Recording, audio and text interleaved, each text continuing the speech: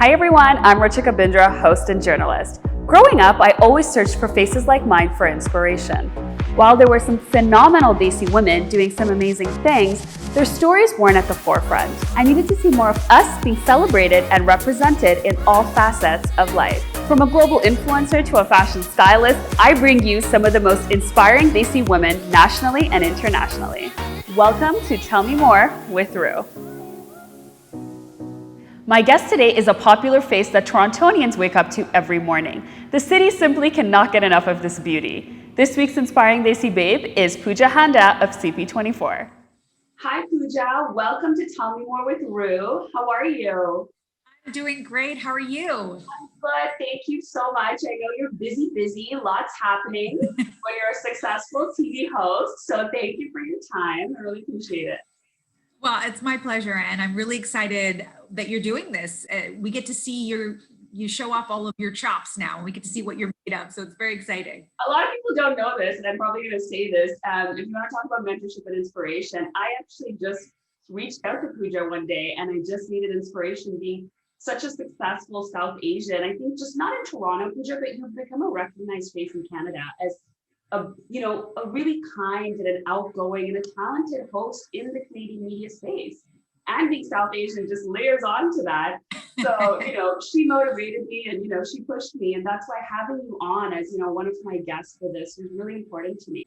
Well, I will say that it's one of those things where we've all been there. And I think we talked about this, is that I remember being in a place where I needed motivation and mentorship. And I was so lucky that I had such wonderful, kind, giving women in my life, in my broadcast life, who did that for me. So it's one of those things where it's a no-brainer. You can, help or take someone under your wing or provide some inspiration, then all of that is positive. So I'm glad to do it. Thank you. So Pooja, a lot of young South Asian girls, when I talk to people in the community, and this year because of COVID, I didn't go to a million weddings. But usually when I do, it's like, I want to be on TV. I want to be a TV host. It's like the question that everybody and every young, millennial girl wants to do. So tell me a little bit about your journey. Were you born in Canada? Were you born in India? Like, all our global viewers kind of want a little bit of your background. So yes, I was born here, raised in Mississauga. So that was out in the West End, and grew up, but at a time when there weren't a lot of South Asians around me, believe it or not. So in school, I was always one of only a handful. And choosing a career in broadcast journalism wasn't exactly something that I had seen before me. I didn't see a lot of people who looked like me on TV until one day I saw Monica Diol, and she was hosting a show called Electric Circus, which was this dance show. And it was the first time I saw someone who reminded me of me. She was warm, she was funny, she had this great personality, and she was doing something really cool. Up until that point, the only time I'd ever seen a South Asian on television, it was usually doing something that I was like, I'm not sure I really want to do that. But what she was doing, super cool. So when I saw her do it, I thought maybe there's a chance I can do it too. So for me, I actually grew up, I wanted to be an actress, and I went to an art school, which was my high school. And then from there, I moved to New York City, and I auditioned for the American Academy of Dramatic Arts. I got in and thought, okay, I'm going to be an actress. I live in New York now. Well, life had different plans for me because, one, I could not afford to stay and live in New York any longer than I had already been there, which was only for the year. And beyond that, I realized very quickly that while, I was thinking I can do anything and I'll follow my dreams and it'll be amazing, there was still very limited roles for people who look like me. Absolutely. And I see them in mainstream media, like movies and television. And so when I'd go to a casting call, I'd be the only one who looked like me at that casting call. And it became very obvious to me that perhaps the timing wasn't right for that dream. So I moved back to Toronto. I decided that I love performing. I have, education-wise, I had good grades, put them together and decided to major in broadcast journalism, went to Seneca, graduated from there, and then did a bunch of things behind the scenes, interned, worked for free a lot, and then landed my first job on air at Global Television on a breakfast show. And I was a traffic reporter, an entertainment reporter there. And then from there, I applied to CP24, and I've been at CP24 now for 12 years. Yep. And a lot of people, I'm going to say globally, Pooja has covered some amazing things that have happened in our city. And, you've done reporting of breaking news, but you've also done amazing interviews of lifestyle entertainment. You've covered the Junos. So you've really become like a face for us in Toronto, and like waking up to seeing you. One of the amazing things is that you've got such a natural wit. I don't even know if you realize it, Pooja, but sometimes you're talking or you're saying things and I'm laughing because we all feel like we're your friend. We're in the room talking to you. And I think that is a really successful sign of somebody in this business, where you feel like that camera is no longer the distance between us. It's interesting you say that, because when I first started in the business, I thought, okay, here I am, I'm 24, I'm right out of school. Who's going to believe me? Who's going to take me seriously? I still lived at home with my parents, still didn't actually know how the world worked, because I was a little naive to those things. And I thought, there's no way that I'm going to have the credibility that is required to be able to work in news. And I realized that, in all this overthinking of making sure that I sound smart and that I'm, grammatically sound, and making sure that I come off a certain way, it was overcomplicating everything to the point where it was debilitating almost. I felt paralyzed with fear. And then it just clicked one day that I just needed to be myself. And if I didn't get the right word, then that was fine. And if I ummed and ahed through it, that was fine too. I'd work on it.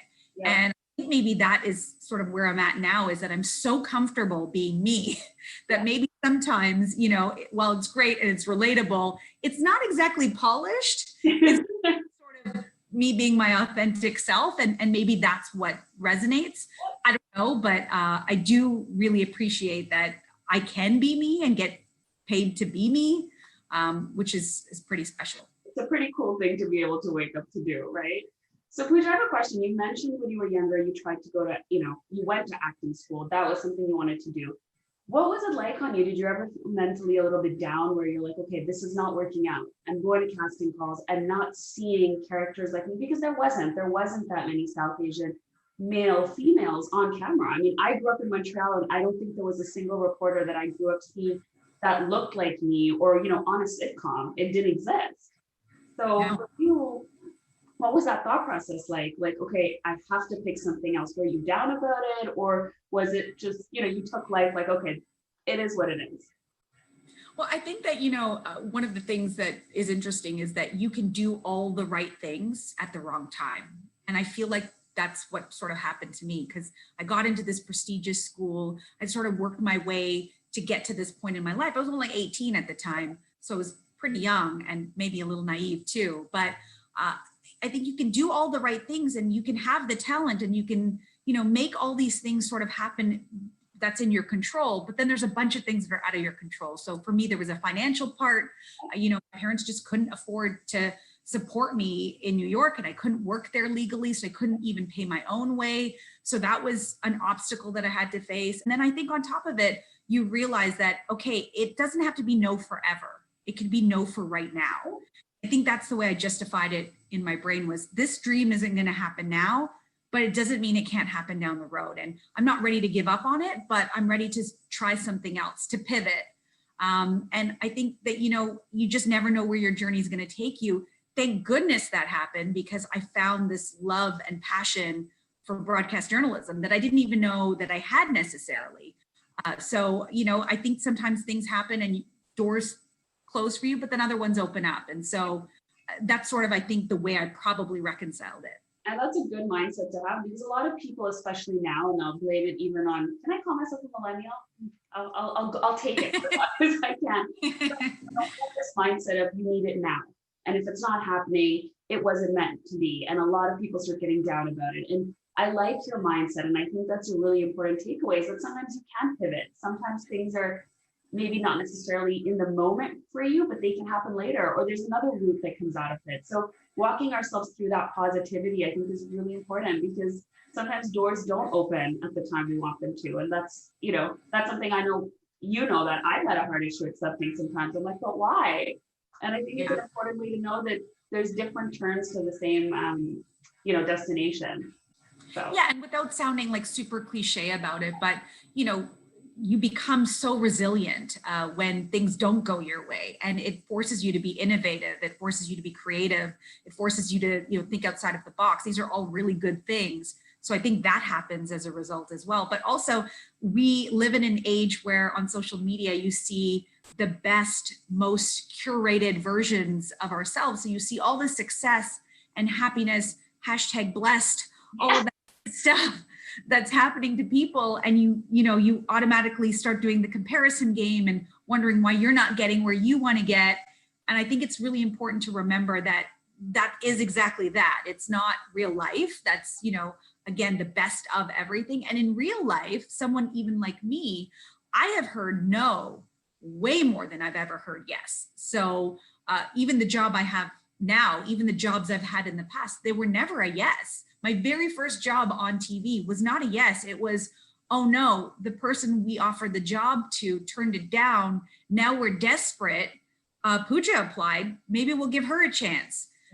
I wasn't the first choice, and that's fine. I'll take it. But I think that's the point, is that things don't always happen exactly the way you think they should, and that's okay. And did you ever have pressure, Pooja, being like a desi girl from your parents, like, Pooja, you need to do something that's more stable? Because there was this mindset around media, especially years ago, where what is media? What is acting? What is on camera? Like, our parents didn't really understand it, right? Because let's be honest, in India and Pakistan, I mean, in all of the, South Asian kind of countries, at that time, the careers weren't really much in media, right? You had a news reporter who brought you your breaking news, and that's it. So were your parents modern about it? Were they a little concerned?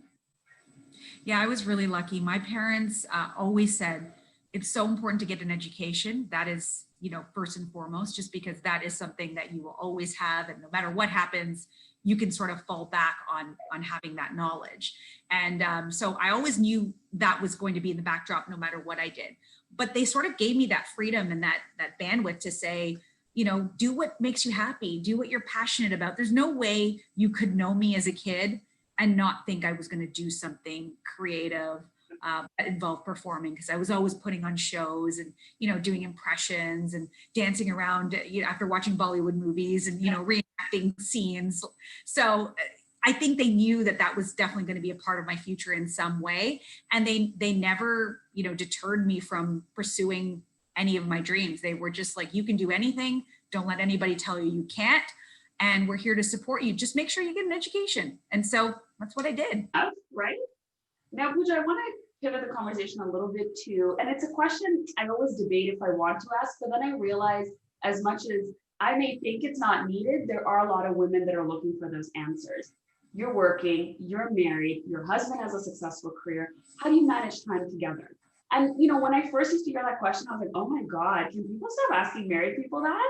Like, this is so cliche. But then now that I've been married for 2 years, when I'm like, no, it's a very valid question, because sometimes I'm walking in the door, he's walking out the door, and, it's like, we literally need to be like, okay, so Sunday we're going to sit down and, have a movie night, or we have to plan it. Yeah, look, I think that's the one thing that maybe everybody who's watching this can relate to, is work-life balance. No matter what you do, no matter what field, is a challenge, right? Because there's only so many hours in the day, and there's so much that needs to be done. So I don't think we're alone in that. I think for me and my husband, it just works really well because we're both pretty independent people, and we love our alone me time. So we carve out a lot of time by ourselves, away from one another. So it's great, because in my time is when I deal with all the things I need to deal with, and in his time he deals with all the things he needs to, and then we come together on the weekends, and it works for us. Yeah. But in terms of having a social life and those things, my friends will tell you, for almost 20 years now, I'm always that person who's too busy, or who can't make it, or who missed the birthday party, or, my nephew still remembers the one birthday that I didn't show up on the exact day, and it like breaks your heart, because you don't want to be that person. And these things do matter, and those relationships matter. But at the end of the day, you got to prioritize what you need to. For me, I work a breakfast show. I wake up at 3:00 in the morning. Sleep has to be a priority. So life after 8:00 for me, so I guess if you really are passionate and love what you do, then it doesn't feel like a sacrifice. I think that's really well said. If you're into it the way you are, I mean, 3 a.m., Pooja, I gotta give it to you. When I was thinking about that, I was like, I can't wake up at 7 o'clock to like make my alarm for like a Zoom call at 8. I'm like, 3 a.m. is commendable. And you look fabulous on Coffee will do it. Pooja, really quickly, I want to have a little bit of fun with you because, you know, you've shared a little bit, and I think you've shared a lot in terms of some very powerful, inspirational tips for South Asian women, you know, believing in yourself, that idea that you can pivot through different ways to get to your destination. But I want to get to know a little bit of the fun side of you. So you grew up dancing to Bollywood music. We all did. Who was your favorite Bollywood actor or is? Actor or actress? Both? Both, yeah. Okay, so I mean, it changed over the years, and I'm really gonna age myself right now. Mithun Chakravarti was my favorite. But he still is such a phenomenal dancer. Whenever I see him, wow, yeah. So good. And then Madhuri, come on, Madhuri Dixit, hello. I know. Facial expressions and the dance moves, like she was amazing. Yeah. And obviously, you know, growing up, it has changed and it's evolved, but I think there was a lot of reenactments of Madhuri for sure. Did you ever have a 10-second even feeling where you're like, okay, like the 18-year-old Pooja is like, maybe I can go to India and try in Bollywood? Like, did you ever have that feeling? So, you know, I don't know. Now, your mom and dad are not going to watch this. You know, I don't know what it was. Like, I don't know why Bollywood was not on my radar because I loved it so much and I loved acting. So you would think that it would completely make sense. Maybe because I knew that my Hindi would never cut it. And, you know, I didn't realize they could dub it for you, which who knew? I was just going to tell you. Yeah, nobody told me. So maybe I just thought that I was never like going to make it. And that was even in the realm of possibility. So I didn't even think about it. But looking back now, wow, that would have been very interesting. You would have been like our first Canadian actress there. I would have loved that. I think my career probably would have failed pretty quickly, but anyway, it's fun in the living room. Dubbed, so we have hope, Pooja. Do not worry. She was dubbing until I think 5 years ago. Till her not that well, right? So it's a different time. Yeah. Any awkward or super embarrassing moment in your career on camera where you're like, I can't believe that happened? Oh my gosh, too many to live. You're like, oh my God, like this just happened. So one time in particular, I was doing a story on Facebook, and I'm not on Facebook. And at the time I didn't really know much about it. But I was doing this story, and Gurdeep was the anchor at the time. I was the reporter.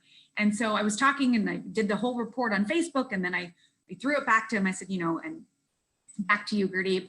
And he said, wow, you know, I'm really impressed. Like, you know, for somebody who's not on Facebook, you really, you know, explain that well. So, you know, good job. And I said, what I wanted to say was, I know I'm out of touch, but instead I said, I know I need to be touched. And then he's like, what? And I'm like, no, I don't. And then it was just this awkward, and we were beside each other live on air, and he was like, okay. Moving on. Yeah. So that's awesome, Pooja. Touch. That's a bit weird, right? I think so, but I think it's phenomenal that that happened. It's okay. On my second time interviewing, I'm not going to say the name of the guest just because I love them. This was like 4 years ago. I was so nervous that I said, congratulations, you've won this award, and let's sit down and talk. And I'm asking questions, and this person is trying to reply very generically. And at the end I said, you know, you're such a great pianist, like congratulations. And he smiled. And at the end, once it aired, he turned to me and he goes, I'm actually an author. I've won for my book. And I was like, oh my God, I got the wrong guest. Like, you know, you've like the list of people you're interviewing on yeah. Oh my God, I'm really so sorry. Like, oh gosh. But that was probably your lesson to, you know, the next interview you probably Googled, you attached a photo, matching the face, like, yeah. Oh, it happens. It happens, especially, you know, on a red carpet when there's celebrities and directors and producers and, you know, and everybody's got an entourage and people are walking by. It is so easy to not know who you're talking to when you stick a microphone in someone's face. Oh my God. Pooja, really quickly, 2 quick questions for you before we, you know, let you go to your busy day, getting ready to hopefully see you, you know, back on the screen tomorrow. Really quick question I wanted to ask you. If there was one pinch me moment you've had in your career so far that you could share, what is it? And it could be something small. It could be the first audition that you landed something at. It could be, an actor you met that. But what was that pinch me moment? I'm so lucky. I have so many pinch me moments because so many things that I never thought could happen in my life have happened, even starting from working with George Legajanis, who's somebody who I grew up watching. So you have to imagine that you grow up watching someone and, you're like, oh, one day I want to be able to do that. And now they're your colleague and you work alongside them. It feels surreal. So there's that sort of pinch me moment that happens on a daily basis. But I also get to meet a lot of celebrities, and some of them I grew up watching. And then sometimes it's just this feeling of real accomplishment that you have a pinch me moment with. So for me, that was when I interviewed Spike Lee, the director. And I just think he's an absolute genius. I'm not the only one. He's, just so brilliant when it comes to his filmmaking. And there's a lot of layers to what he does. It's never what you think you see. And that's the really cool part. But what was happening is I knew he was going to be on the show. I was going to be interviewing him. And I went back to watch some of his other interviews just to see, other things he was talking about. And he had called out a few reporters who got the line of questioning wrong, or maybe perhaps didn't really understand where he was going with his movie Chirac. And he called them out on live TV. And I was like, what? No, but yeah. Called me out. And how embarrassing is it going to be on live TV? So I did all this research. I thought about every question I was going to ask and the words I was going to use. And I really tried to understand the material. And anyway, we did the interview and it went great. And, by the end of it, I felt like, we really connected, and there was just such a sense of accomplishment and this real pinch me moment. Like, I can't believe that just happened, which just goes to show if you do the work, you put in the time, it can make a difference. You watch the movies and you know who you're interviewing. Yes. Pooja, thank you so much for your time. Really quickly, is there any advice you can give, our viewers on Tell Me More with Rue, South Asian women that are inspired by you, and if they want to get into broadcast and, on-camera work? Yeah, I think, going back to what we said earlier is, no doesn't really mean no. It maybe means no for now. And that means that there's all these other things that are at your disposal. Be creative, think outside of the box, try to really come up with what you can do, the tools that you have before you to show off your talent or your skills. I always sort of approach things like, if this doesn't work, I'm going to go around this way. And if that doesn't work, then I'm going to go around this way. And that seems to work for me, because nobody's going to just one day be like, you got it. Here's the big paycheck. Here's the big life. Congratulations. You've been discovered. That rarely happens, whether it's in your career or in love or whatever. It doesn't just come to you. You do have to work for these things. So sometimes it's showing people rather than telling people. And so if you can find a way to show people, like you're doing right now, which I think is fantastic, is you're just going after what you want to do and making it happen for yourself. Yeah. And have these resources like YouTube and so many other platforms where you can access people and you can show off your talents. Why wait for some executive, no matter what you want to do in life, to give you that chance? Go and grab the horns and make it happen for yourself. The horns and make it happen. I love that. I don't know whose horns, but those horns. Just figure out your horns. That's figure out your horns. I'm pretty sure I got that wrong, but whatever. I think that was the highlight for this season. That's going to be like the most said line, viral line. That's what it's going to become. Grab the horns. And you see why I'm saying you do so well on television? Do you get it now? Like, I need to compose myself. I feel like my mom. This is what my mom does, because she'll take like a saying that we all normally use, and then she makes it her own, and then it's never right. Our mom's thing, Pooja. They just make it their own thing. Yeah, it's hilarious. I love it. My mom's new thing is she wants to say that she's getting choked up. Yeah. Forgets the word up. So she's like, I'm just getting choked. I'm like, no. So you're like, no, mom. No. Choked up. That's okay. My mom can't pronounce most of the words. She makes her own versions of them. So I'm like, okay. That's why we love them. It's That's adorable. Yeah. Thank you so much for your time, Pooja. I really appreciate it. And, hopefully we'll have you back on the next season and we'll have some more great questions to ask you. Keep inspiring us and we will see you every morning in Toronto. Thank you so much.